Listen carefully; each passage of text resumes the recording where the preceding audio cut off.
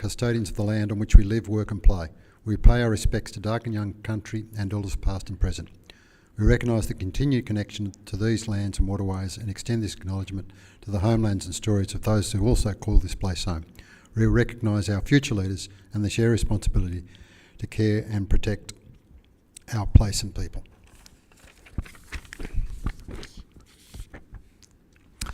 I remind councillors and all those present that your image and what you say may be broadcast live to the public, so please be mindful of your actions and your comments.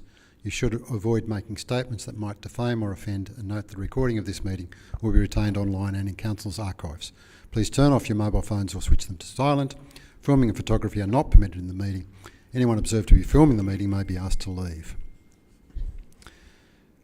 So we have an apology from Councillor Walsh, and Councillor McNamara is the alternate in that respect. And we have a request from Councillor Stanton to attend this meeting by audiovisual link in accordance with clause 6.21 of the Code of Meeting Practice. Therefore, I move the following procedural motion to accept her attendance by audiovisual link. As seconder, Councillor Merland. Any opposition? I'll put that. All those in favour, please raise your hand. Unanimous, thank you.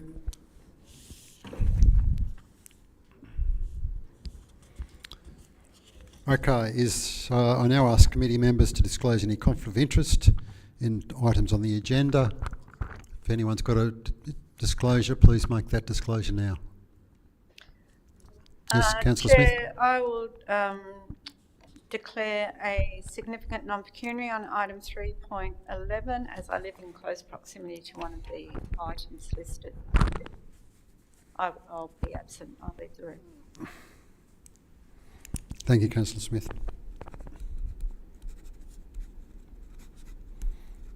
Any other conflicts?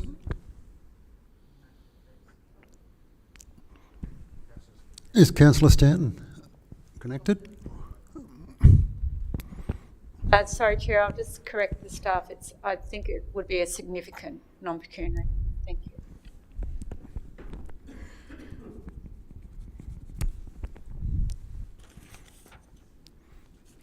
Okay, thank you. Next item is 1.7.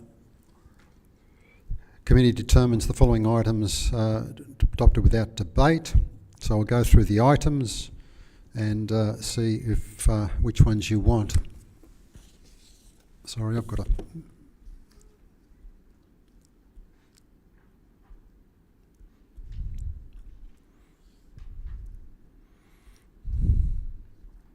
Why won't that open? Sorry, there's a message from Councillor Stanton who says that Civic hasn't sent a meeting link.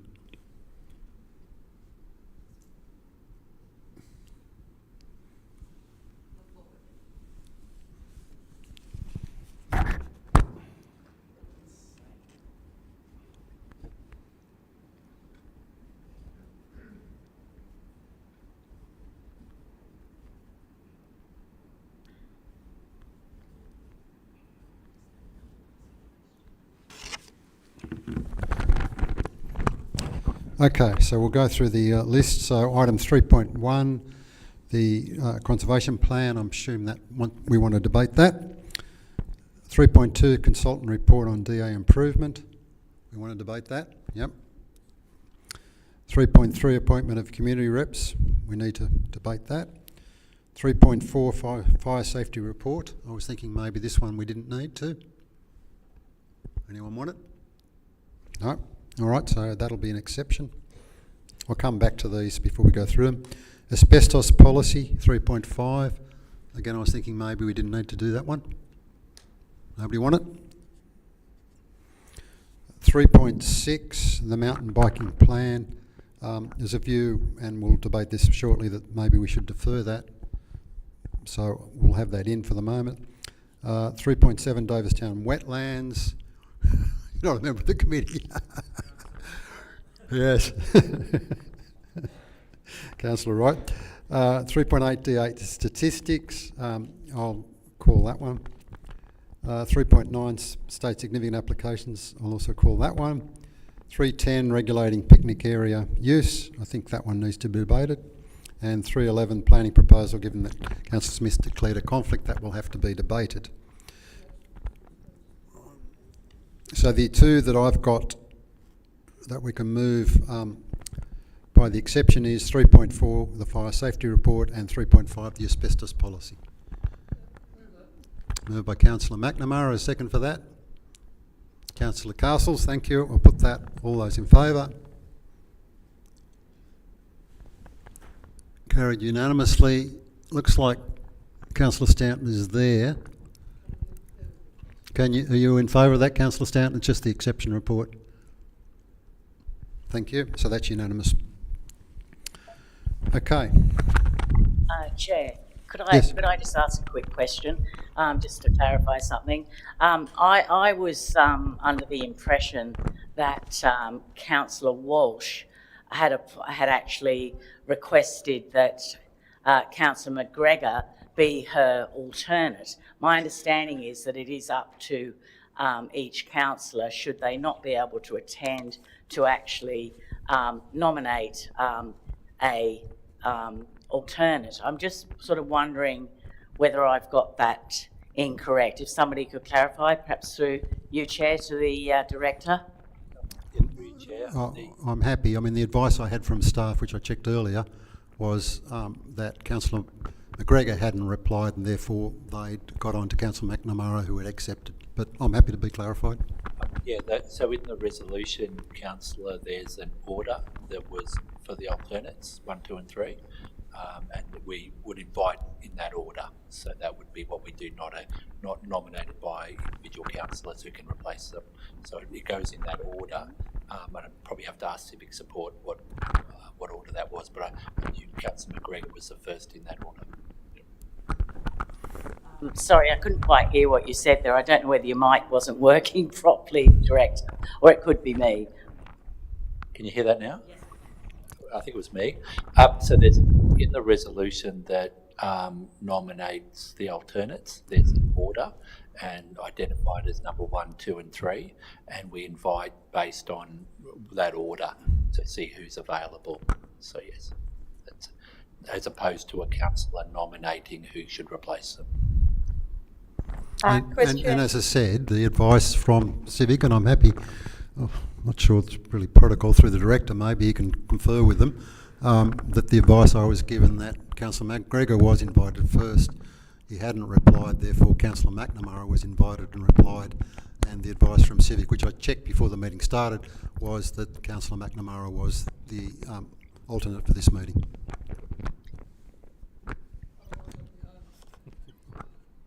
Can I then just raise a business arising from... Did you need to speak, Director? If I could, I'll just answer this. Civic Support had been trying to contact Councillor McGregor, and because they weren't able to get in touch with him, invited Councillor McNamara, but because Councillor McGregor is here, he is the alternate voting member for today. So sorry about the confusion, but there's a clear order. So if Councillor McGregor is here, he's the alternate. All right. Thank you for clarifying that. So Councillor McGregor, you're a voting member tonight. And Councillor McNamara, if you could stay around, because Councillor Smith had indicated she may need to leave early, so you'd then, I think, would then be eligible to take up her place at that time. Not now. Okay. All right, so that brings us on to item 3.1, the Central Coast Strategic Conservation Plan. Have I missed 2.1, have I?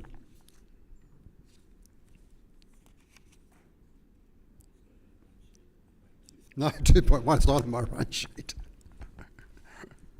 Oh, that's the deferred matter from last council meeting, yes. Sorry, 2.1.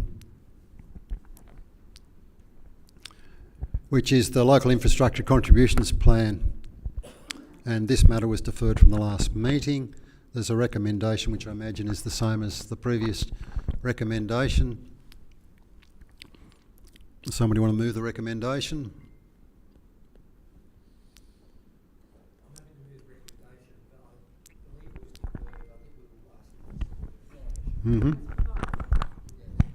So moved by Councillor Merlin. Is there a seconder? I'll second it to get it on the floor for discussion. So is there questions on this, councillors? Yes, Councillor Smith. Thank you, Chair. So I did have a look at the information, and look, I have to say I'm still a little bit undecided about which way to go. But my further question is, so the information provided showed the breakdown of expenditure and income derived by suburb, I think it was. So if we proceeded down the path of repealing all those other plans and just having the section 712, what kind of reporting could we get, or do we get already, that would show that information, the expenditure and the revenue per suburb or per district or whatever? So I guess that's a question through the chair to the director, please. So, Councillor, if I can clarify, sort of what information you're getting over time, monitoring it? Yeah, I think so. So I think the concern that was expressed at the last meeting is that concern about loss of activity in particular areas, because it's all pooled into one big fund, and the priorities for that one big fund might not reflect the distribution across the region.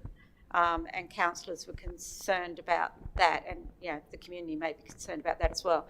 So what kind of maybe annual or 6 monthly reporting, probably annual I suppose, could we get that shows how that is spread across the region? And if councillors said, oh well look, none of that's going to a particular area, we'd like to look at the operational plan next year and make sure it gets distributed a bit differently, how could that work? Through the chair to Councillor Smith, there is a special schedule in the annual report every year which does report on each plan, income and expenditure. That is generally the way, and that comes out, I think they've just maybe gone to council last month. We don't provide any other further reporting than that, but the priorities each year for the Section 712 plan are determined through the annual operational plan and budget process, and we generally review the 712 plan as part of that to align. So if projects were determined as a priority through that process, through councillors and council staff, then that could be funded through 712 contributions. Okay, thank you for that. And I do occasionally read all the schedules in the annual report, but it's not often that I do that.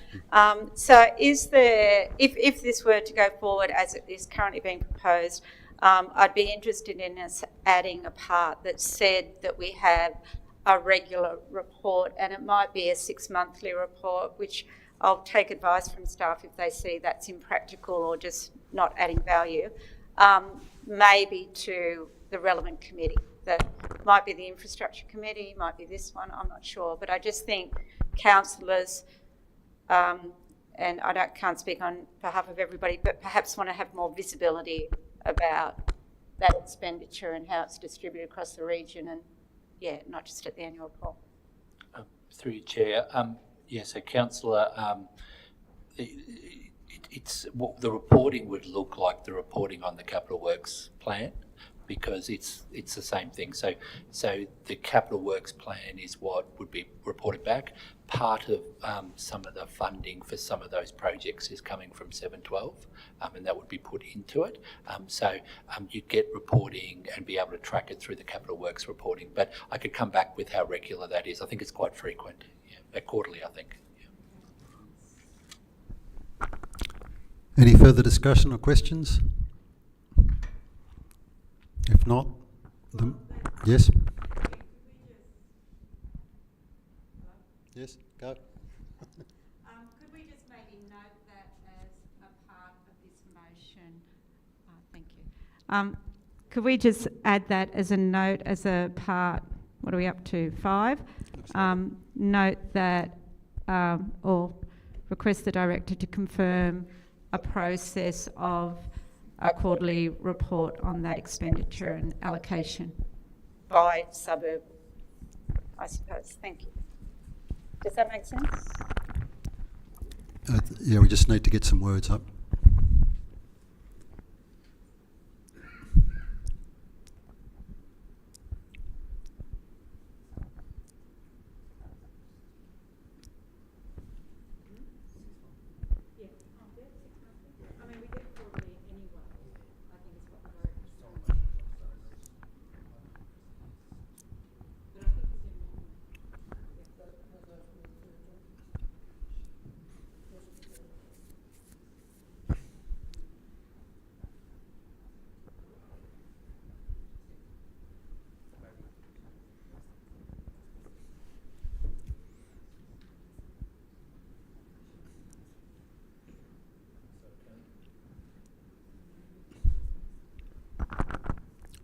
For the members of the public, there's a 7-second delay between typing words in and them appearing, so that's why we've got a little wait. So councillor, if you're comfortable, I'd say on a regular basis, I'll come back and confirm to the committee what that would be.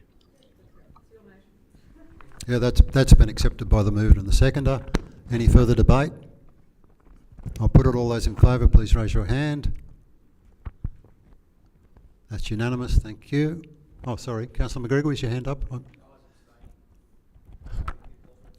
Okay, sorry, that's what, come back. Okay, so I'll go through it again. Those in favour, Councillor Moolin, Councillor Eaton, Councillor Smith, Councillor Castles, Councillor Stanton.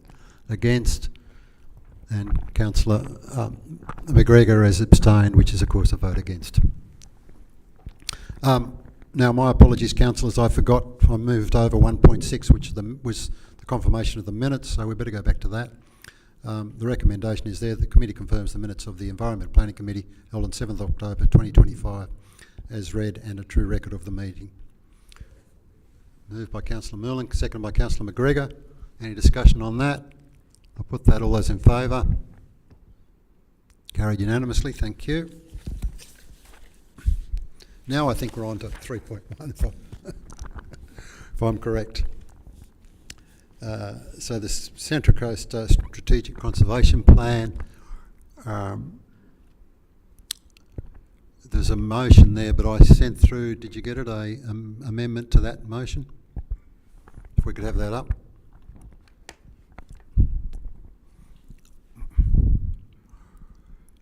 So I'll give people a chance to read that.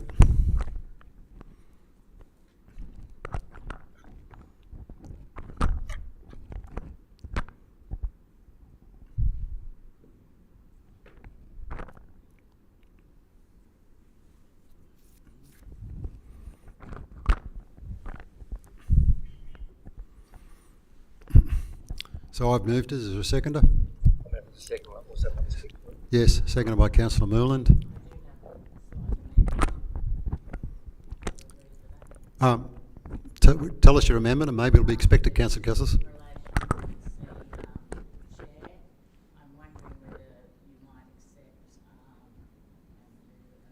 Can you turn on your microphone or get a... Or wait for the... oh yeah, if it works, see? Oh no, you'll have to get the handheld. Oh, that's right. It's getting very confusing. It's only so that it gets recorded, as my understanding. No, it's all good. So I'm wondering if you might accept an extension of this exhibition period until the 31st of January 2025. Yeah. Is that acceptable? I'm accepting it. The second it's accepted. I don't think it makes any difference because January's a holiday, but if you want to do that, that's fine. Thank you very much. Through you, Mr. Chair, I'd also like to add a part D, that a summary of the presentations we heard today is also sent to the department as part of our submission. Okay, so have you got the words, D, that a summary? A summary of the public forum held this afternoon is provided to the department as part of our submission. Okay. I'm happy to accept that.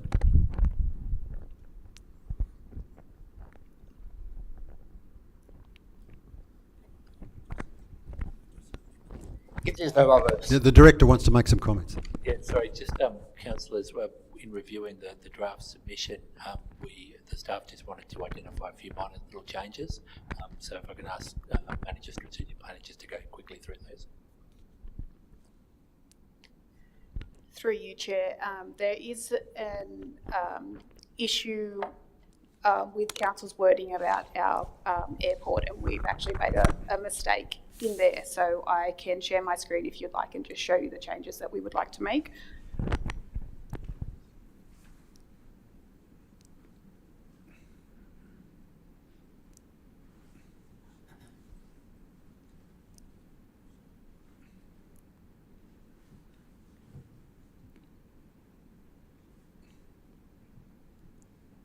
Time to read that, but the change in wording is just that it shouldn't apply to the entire lot, and just that we would like to exclude some land and then leave the land that is zoned SB4 enterprise in there. Council's undertaking its own ecological review of land and has been going through the process of our own studies, so we would just like to get through the end of that process and go through the process that council's commenced.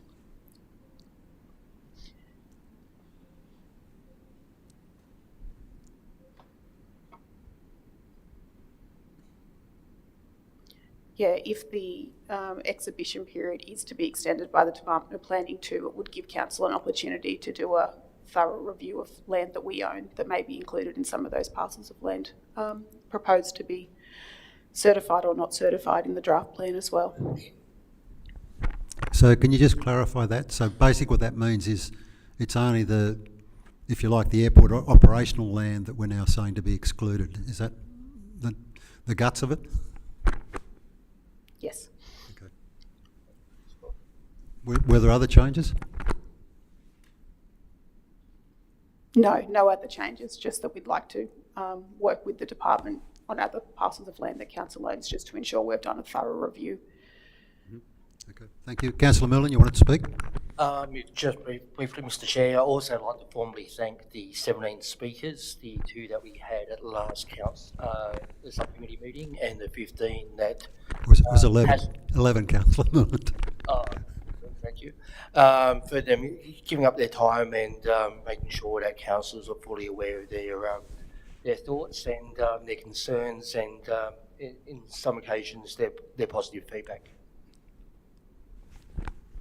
Thank you. Councillor Smith, did you have your light on for... Yes. Please go ahead.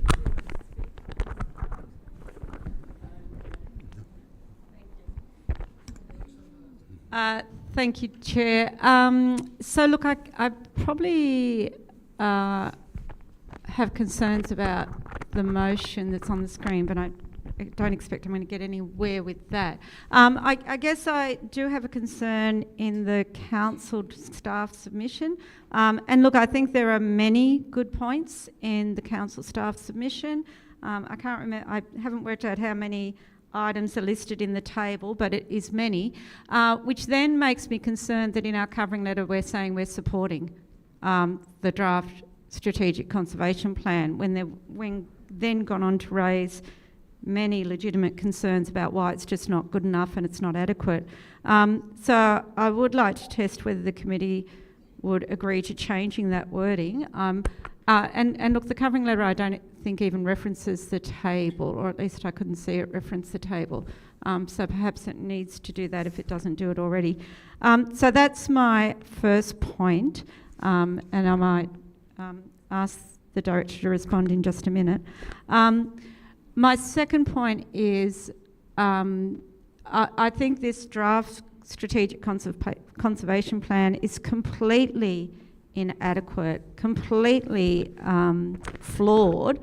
It is clear from a number of consultants that have spoken to me that the department hasn't even done the work. It hasn't even done the survey work to produce any kind of plan, whether they call it conservation or demolition. They just haven't done the survey work.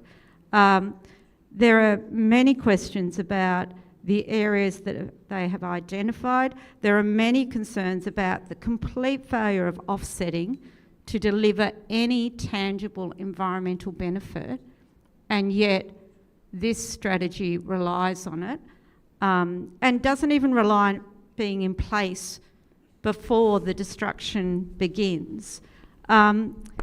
So this strategy is appalling. I think council should be lobbying that the department goes back to the drawing board on some of this. If they genuinely want to put in a strategy that allows biocertification, then do it properly, not like this. I also, and I've lost my train of thought. Sorry, my next point is I am pleased that this committee is advocating for the extension of the exhibition period, but we need to have a mechanism to write to the department tomorrow to do that, because the minutes from this committee don't go to the council meeting until after the exhibition period is closed. So if that is our genuine desire, then there needs to be a mechanism here where the staff are empowered through this committee to contact the department tomorrow, write to the department tomorrow, and all the state MPs requesting that this exhibition period be extended to the end of January. So I'll ask for some advice about how that can happen when the minutes haven't gone to the council meeting. And if it does mean that there needs to be an extraordinary council meeting next Monday, then I'm happy to find a couple of councillors to assist with that. Thank you. Well, I'll call on the director to respond, but my understanding, and this was explained I think earlier today, was that the department have actually said they will accept our submission following the council meeting on the 18th. But well, this becomes the council submission, but I'll get the director to comment. Yes, so if council, if the committee was to make that recommendation to extend, that we write to the department to seek an extension till the 31st of January, I'd be comfortable doing that and letting the department know that it's going through the council process for endorsement of that, but that we'd be seeking a extension. So I could write to the department if the committee were comfortable that that's the way council wanted to go. If I can just comment on that, I mean, I think there's unanimous support for an extension, so I don't think that'd be a very brave decision by you, Mr. Director.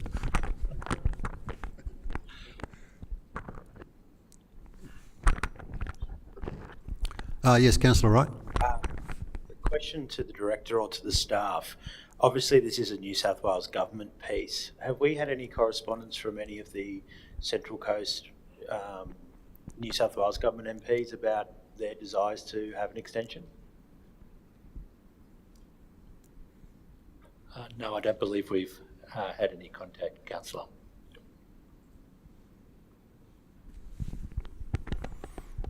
I'll speak briefly to the motion, and I suppose I'm relying on the report, particularly the part on page 40, where it says there are 3,000 odd hectares of land identified within the planned precincts.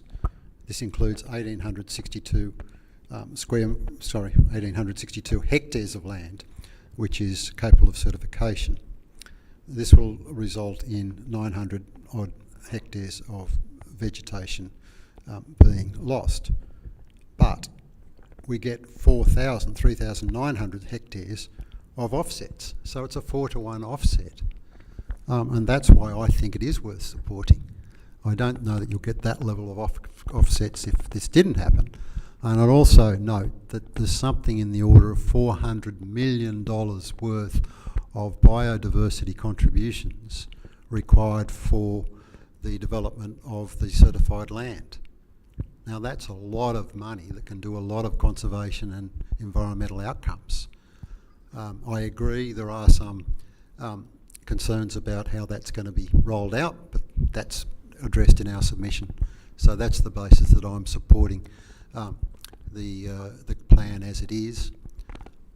Thank you. And yes, I'll Councillor McNamara. clarification, are the offsets within our council area or are they limited to the council area? My understanding is they're not necessarily, but I'll happy to have the staff answer that. Through you, Chair, it's not clearly defined, but it will become, the payment into the scheme is part of the housing productivity contribution, and as part of that levy that is already happening on residential development, contributions that are levied in the Central Coast are kept and spent in the Central Coast, but it is silent on whether the same rules will apply for this contribution. Councillor Smith, did you want to? I'm going to move an amendment, if I may, Chair. You can try. It might need a foreshadow, but give it a go. It's a bit on the fly, sorry. So that the committee recommends that council amends its submission to reject the draft Central Coast Strategic Conservation Plan as it currently appears, with attachment 1. I would leave in that the committee request that the department, whichever department it is, extend the exhibition period until the end of January 2026. And I would be comfortable with those 2 bits at the moment.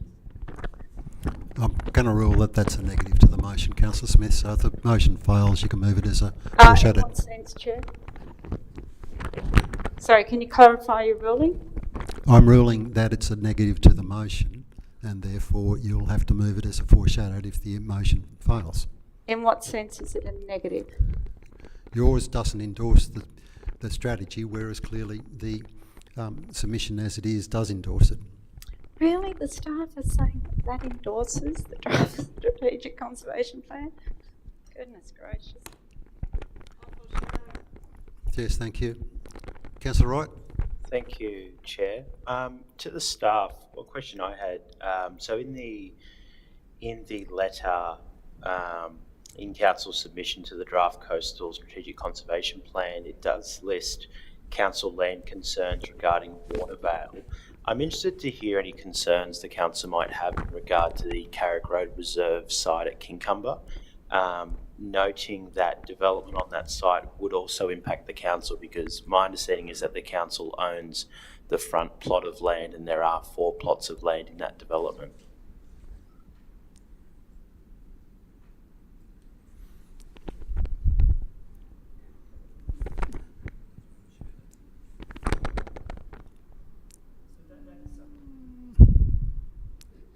Sorry, it's working now, so it's all good.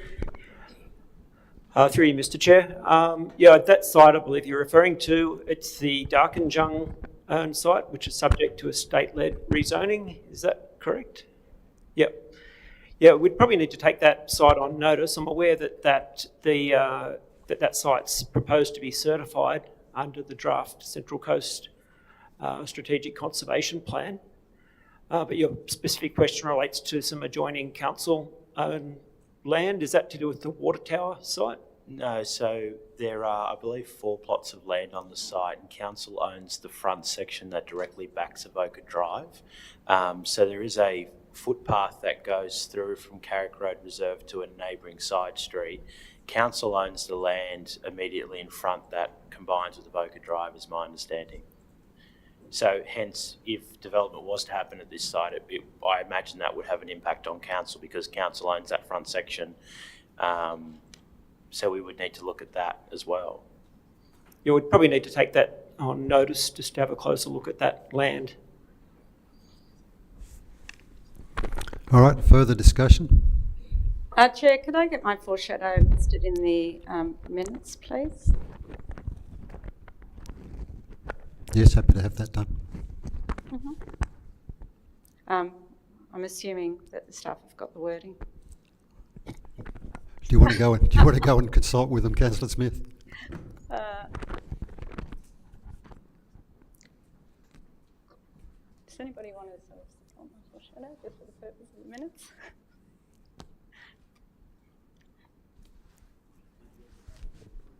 No, they're putting it up now.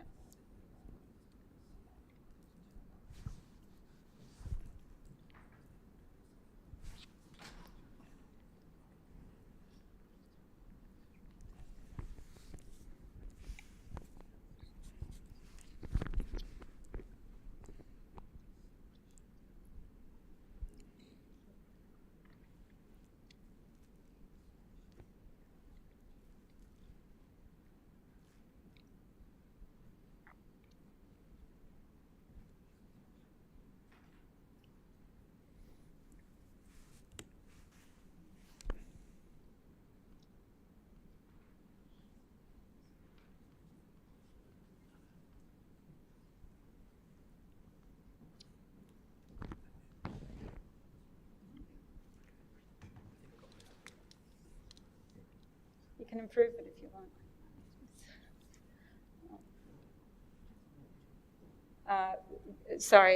Reject the draft conservation plan with the attached table of concerns.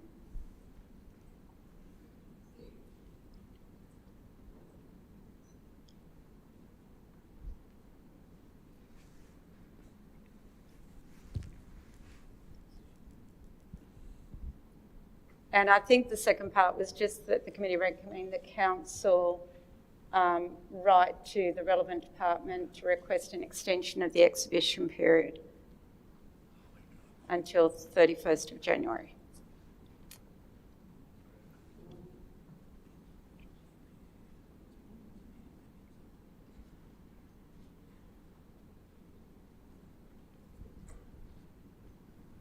Thank you.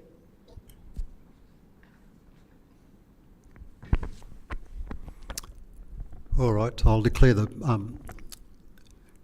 debate closed, and so we'll go to a vote. Those in favour of the motion, please raise your hand. Councillor Moreland, Councillor Eaton. Against?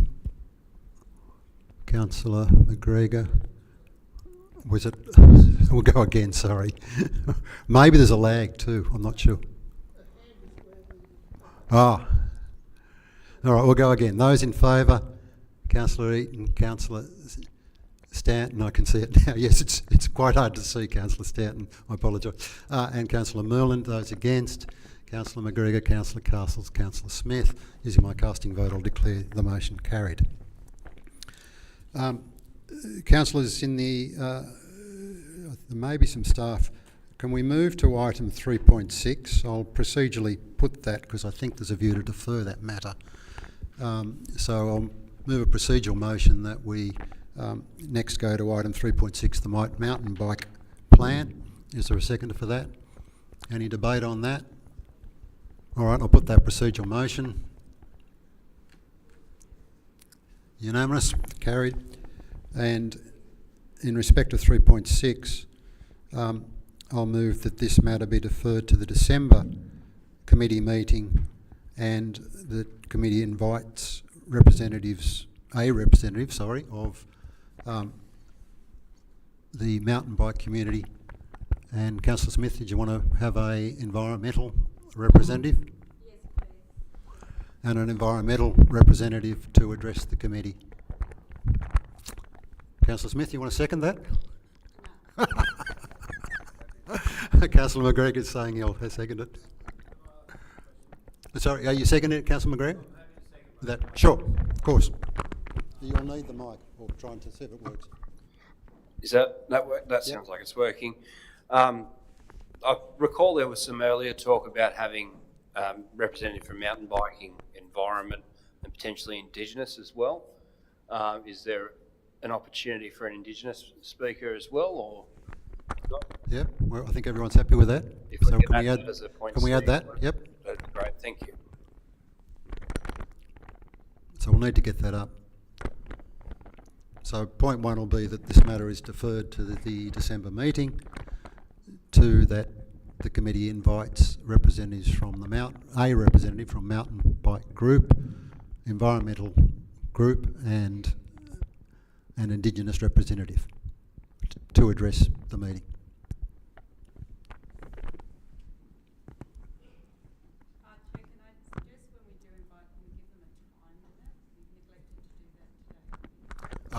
They were given a time limit, Councillor Smith. Yeah. They were told... Well, that's the advice I was given. They were told it was the public forum, which was 3 minutes with a 1 minute extension, but we could be a little more generous with, I'm thinking, 5 minutes each.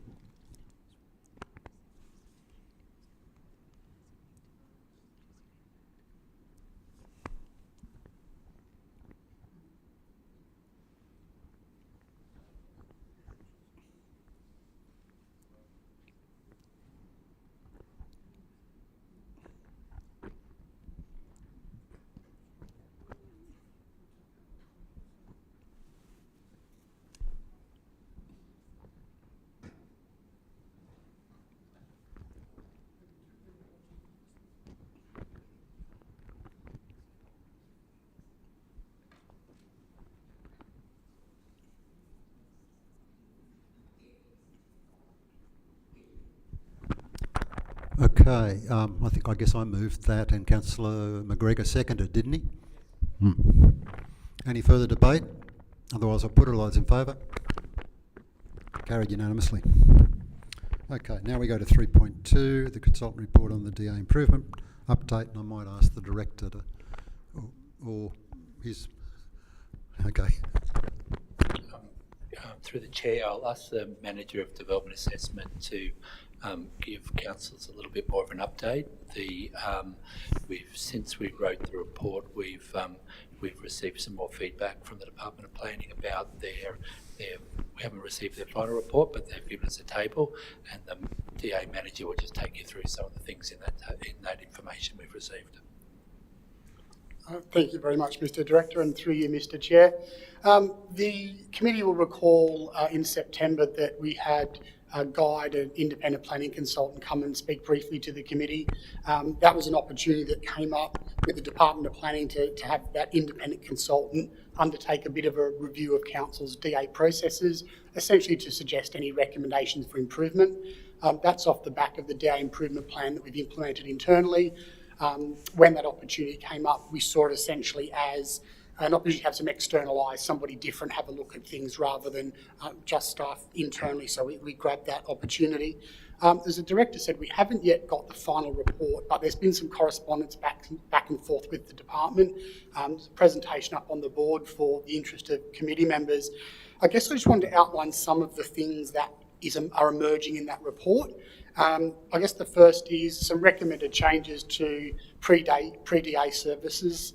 So basically how we engage with the community and applicants before people lodge development applications, essentially focused around things like changes to formal, informal DA processes and minutes, and also some better serving of customers with information via the web and so on. So we've started to implement some of those changes already. It's essentially about providing effective upfront advice so that applicants are clear on what they need to do and we get better quality applications.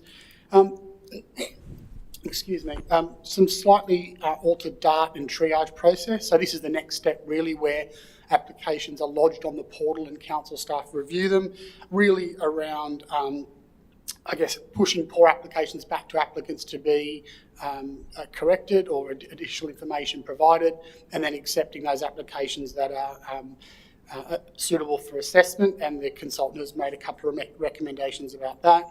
The next one's really about scaled assessment reports. So some of the discussions we had with the consultant were around making sure that the assessment given to an application is relevant to the scale and risk and issues of that application, i.e. focusing our attention on the bigger, more complex applications and having appropriate processes for the small scale things that make the process easier at that end.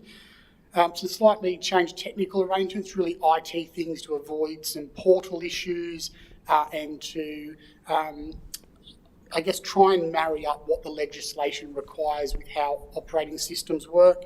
And the final one might be of particular interest, a recommendation that we talk to Newcastle Council about the accelerated DA model that they run at Newcastle Council.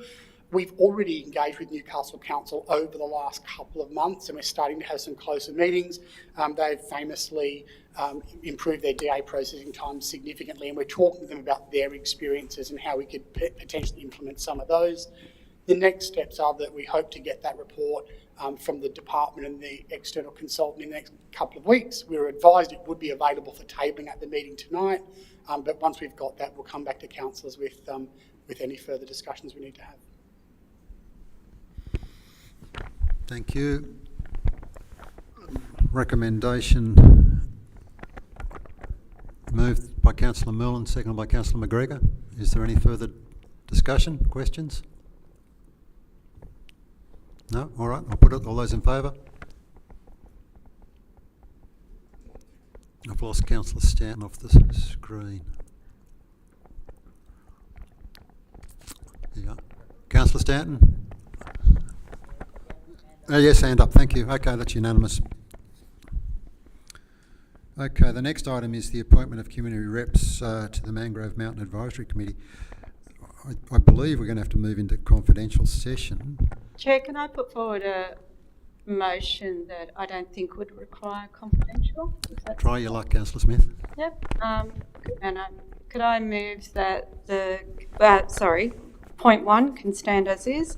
Recommends that council appoints 5 committee members in line with the ranking provided by staff, and invite the additional member to attend the committee as an alternate or observer. And you'll still need the rest of it, won't you? Yep, happy with the rest of it. Is there a seconder for that? Councillor McGregor? And just to clarify, Councillor Smith, so I think the ranking was 1 through 5, but 1 was actually the lowest, I think, ranking, wasn't it? Or maybe the director can... I think it went 1 to 6 because there were 6 applicants, yes. And so if you just appoint in the order of the ranking, and just for the benefit of the audience, I mean, there were specific skills identified for the applicants, and so there was an assessment of the merit according to those skill sets. So it's not a personal judgment, it's in line with what the skills and experience was identified in the terms of reference. Yeah, I'm just trying to clarify that the ranking of 1, I think, was the lowest ranking. Maybe I'm wrong, that's why I want to get it clarified. So I think we can just adopt whichever it was. I mean, it's fairly, I'm blind to the individuals. It's just saying that the top 5 ranked people are appointed and the 6th is invited as an alternate or observer. Okay. I'm sure we can figure that out. I think, there was a seconder for that, sorry I didn't get it. Councillor McGregor, thank you.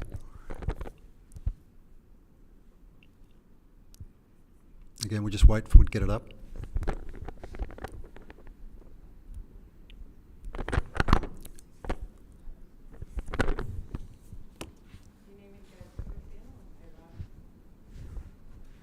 I think it'll be okay.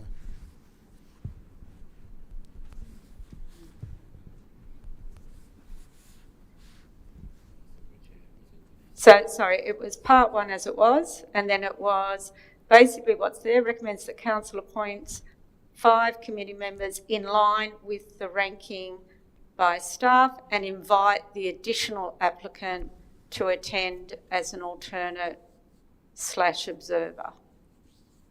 And then part 2 as is, sorry, part 2 as is.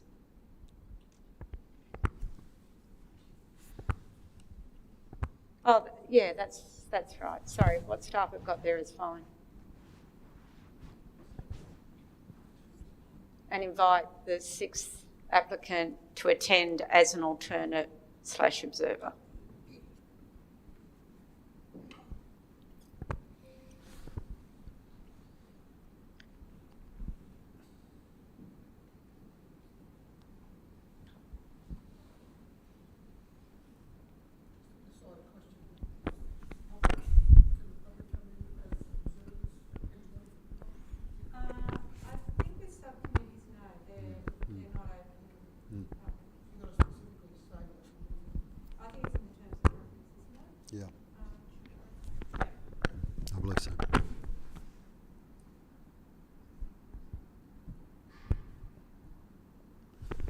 Okay, are we happy with that wording? Any discussion? No? All right, I'll put all those in favour. Unanimous, thank you, carried. Okay, we've done 3.4, 3.5 by the exception, 3.6 we deferred, so we're on to 3.7, Davistown wetlands. And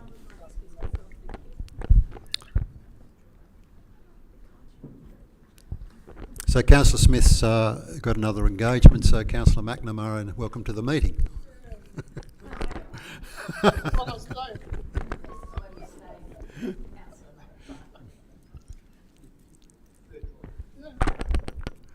Okay, so we have the recommendation from the staff as to the wetlands. Does someone want to move that? Moved by Councillor McNamara, seconded by Councillor McGregor. Is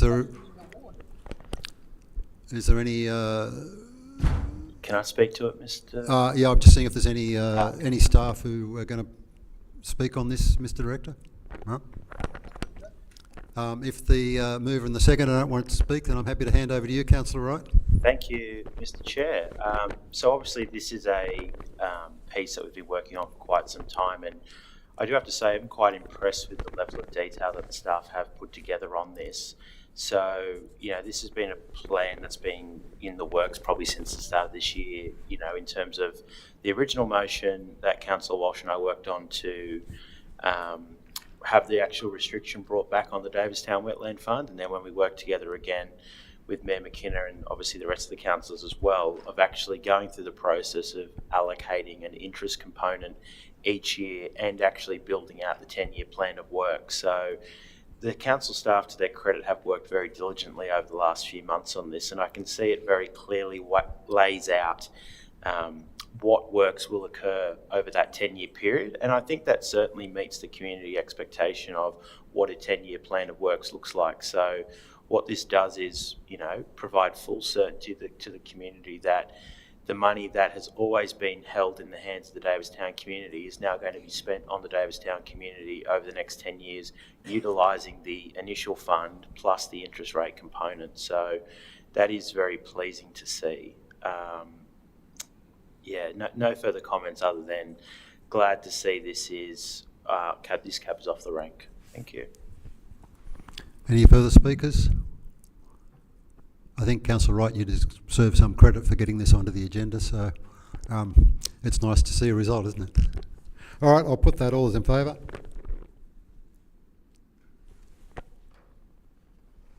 Carried unanimously. Next item is 3.8, the DA statistics. I've put together an amended, an additional item to this recommendation, if we could have that up.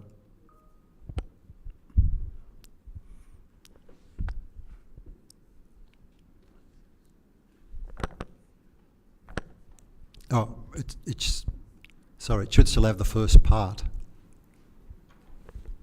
It should still have the first recommendation to adopt the report, I think it is. So that should be there, plus the rest.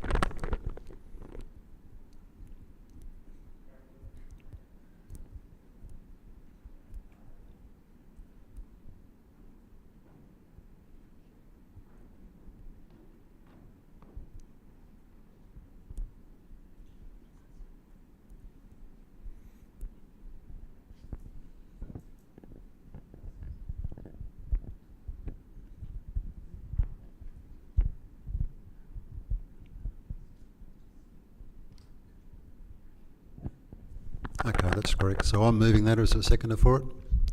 Seconded by Councillor McNamara. I will speak to this briefly. I think all the councillors were concerned by the level of legal expense reported in the annual report. That was, I think, in the order of $3.4 million. I think it's incumbent on us to try and have a look at what we can do to reduce that expenditure. And this is, I suppose, an attempt to work with the staff and look at ways that could be reduced within a very small working group. And I have spoken to the Mayor and the Deputy Mayor about being part of this, and they certainly in support of giving this as As a trial, it is only a very informal working group. It's got to be in confidential session in case councillors were wondering, because it's dealing with matters that are before the court, so it must be confidential. And that's another reason why I think it's better to have it as fairly informal. In the end, I suppose if it doesn't work, then it can be wound up. But I think it's something needs to happen, and I think this is an attempt to have something happen. Councillor Millen? I'm happy to second the Okay. recommendation. I think Councillor McNamara did second it. Let me speak first. Yeah, the $3 million was a bit of a surprise as far as the legal cost, and most of that legal cost was at the Land and Environment Court. But again, you know, a lot of the appeals are not regulated by us. A lot of them are the proponents going to the Land and Environment Court when they can. They're just using the rules that are there. So I think if we can understand what we're doing in the court, and especially how much expenditure is going to be spent on them. I'm just wondering, in a budget sense, whether we do have a pool of legal budget at the beginning of the financial year, or whether something like this maybe is it extended if there was only $1 million or $2 million in a legal budget. What's the flexibility that the budget process can stand? Through you, Chair, maybe to the Director, if he knows the answer. Through you, Chair, if I can just ask the DA Manager, do you have the actual figures for the L&E cost for the financial year? Yep, just no? Yes. No, okay. Sorry, I can't confirm that figure. I do know there's significant costs are recovered. The issue with the Land and Environment Court appeals is it's not council appealing, it's others appealing decisions, of which then council has an obligation to provide information and to the court. So that's obviously why it triggers an unknown amount of appeals. The number of appeals has been going down, and I would expect to continue to go down as the DA service gets better in making decisions, and there's less frustration by applicants. But yeah, that's probably all I can say at the moment. Yep. Councillor Castles? Yes, through you, Chair, probably to the Director. I'm just wondering, with the stated there, $3 million expenditure on external legal costs, etc. Are we comparable in terms of, say, another similar size council, similar population, etc., or are we some sort of an outlier? Can you give us any indication of that at all, or is that a question on notice? Councillor, I'd have to confirm the $3 million, but if it's a figure I'm thinking of, it also includes a whole range of other council legal fees. The Land Environment Court, there was EPA prosecutions, council was defending, things like that. So there's a range of different legal matters, and one of the elements was that councils had to outsource a lot of its legal advice because it didn't have the in-house solicitors on the team. Council's now moved to having more in-house solicitors, so that reduces significantly our cost. But compared to other councils, it goes up and down where we do the most number of DAs in the state and that type of thing. So for very large councils, they do have significant appeals, but yeah, I don't have those figures available. Yeah. Yep. All right. If there's no further speakers, I will just speak briefly in closing and note that that is simply the external legal costs. So my understanding, it doesn't include staff costs, consultant costs and the like. If you added all that in, quite likely it's well over $5 million. So I think there is the opportunity, hopefully, to reduce that, and I know the Director's keen to reduce it as well. So hopefully we can work together to that end. All right, I'll put the motion. All those in favour? Councillor McNamara, Councillor Merlin, Councillor Eaton. I can't see. Councillor Stanton, are you up or down? I can't quite see. Is it behind? Yes, okay. And Councillor Stanton against. Councillor Castles, Councillor McGregor. I'll declare that motion carried. The next item is 8.9, State Significant Applications. Again, I have provided some amended wording to the staff, although I don't think this one will be terribly controversial.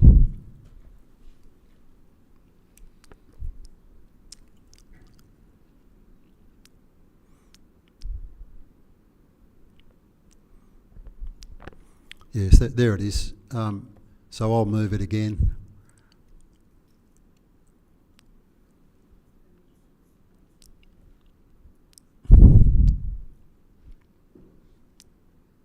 Seconded by Councillor McNamara. So just to explain it, the previous report that came to this committee on this matter did actually list all of the ones that I think were undetermined. I think it'd be nice to keep that going, and it's just a copy and paste most of the time, so I don't think it's a lot of staff time involved in it. And just a bit more detail about what they're about. That's all it says. Any opposition to that? All those in favour? Carried unanimously. 310 is the regulating picnic area use, 4-hour time restrictions.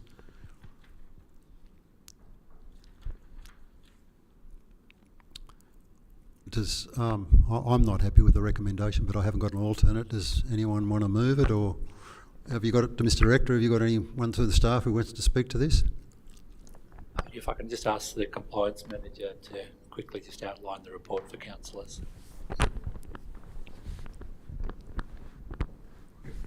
Councillor Wright, you've got your light on. Does that mean something?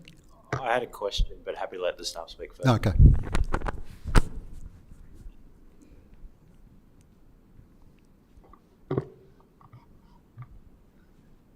Does that work? Yeah.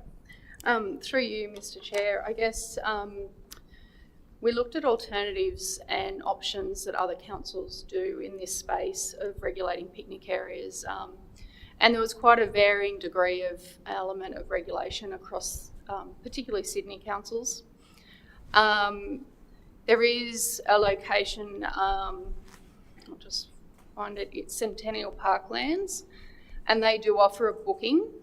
It is quite a controlled style of use where they have staff putting out signage and roping off picnic tables for people who have made and paid for that booking to utilise.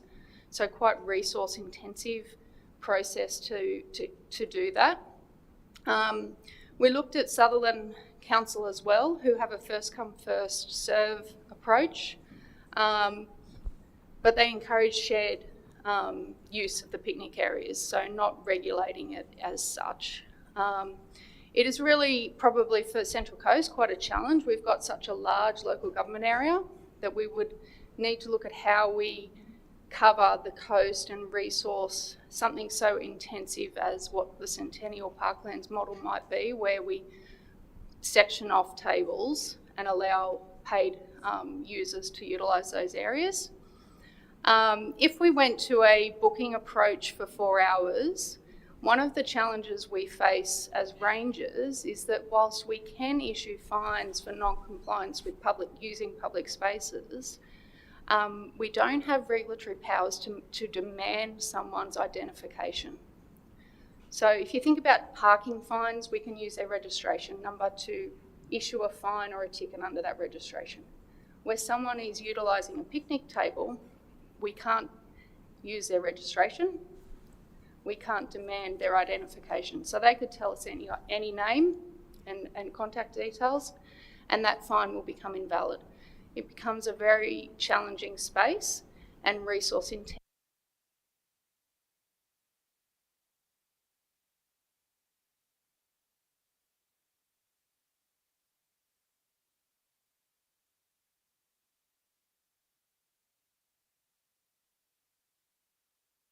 Your time to 4 hours, but it wouldn't be an enforceable model on our front unless we were given substantial resources to do that through additional FTE. Councillor Wright. Thank you, Mr. Chair. I'm just a bit, I don't mean this in a negative way, I'm just a bit confused about where this motion has come from. Is there a particular set of picnic benches that are being over-subscribed to? Is it regarding a particular location, like Picnic Point in the entrance? Councillor Wright, I can answer that. I asked the director to look into this, Right.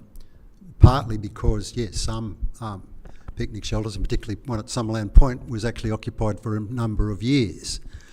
Okay. But also, you know, my feedback from the community is in peak periods and peak locations, there are some groups who occupy shelter sheds all day. So it was a combination of those two issues that I thought this was worth exploring. Okay, thank you.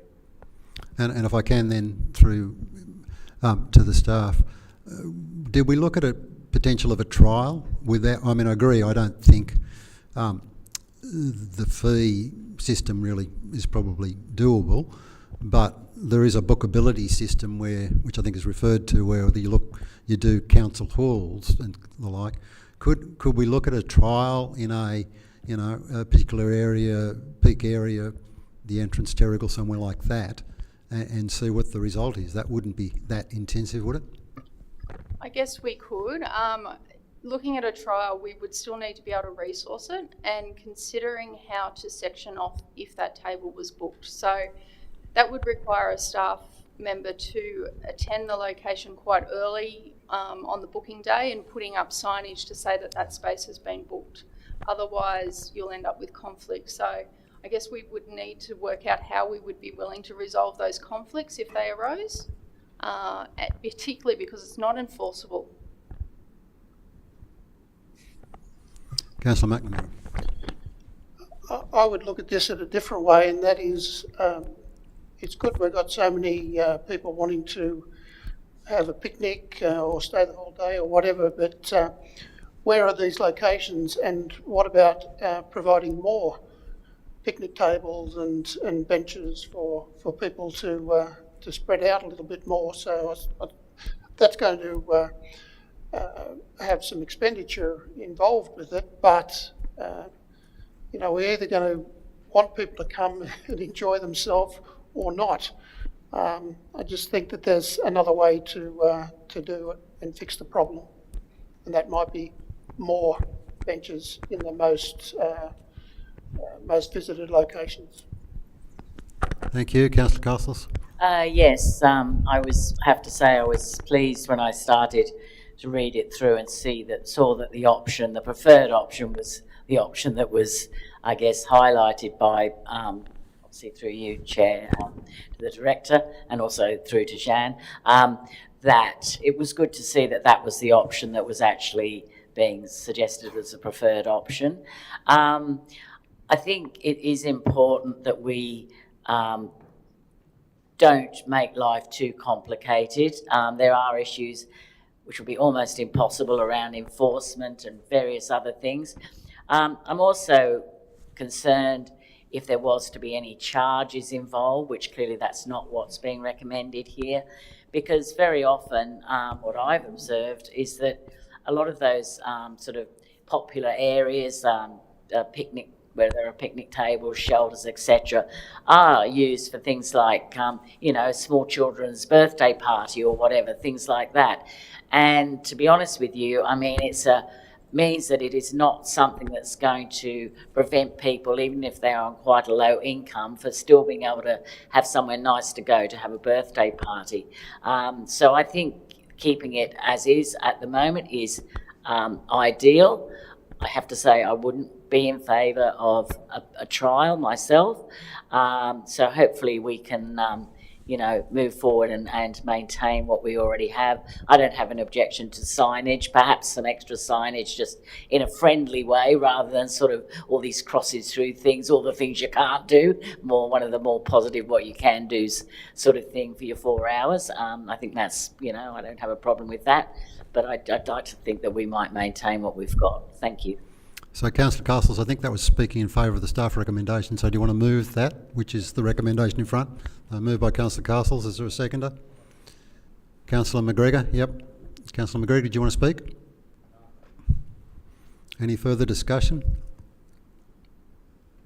No, it's been moved, seconded. Councillor Castles, you want to write a reply? No, I've probably said enough, thank you. All right, I'll put that. All those in favour? Carried unanimously. Okay, last item, I think, as it goes over the page, is 311, the planning proposal statistics. And Councillor Smith declared a conflict, but obviously she's left the room. So the staff recommendation is simply to receive the report. Somebody want to move by Councillor McGregor, seconded by Councillor Merland. Any discussion? No? All right, I'll put that. All those in favour? Carried unanimously. We done? I've got it, we're done. Okay, I'll declare the meeting closed. Thank you all for your attendance and good evening.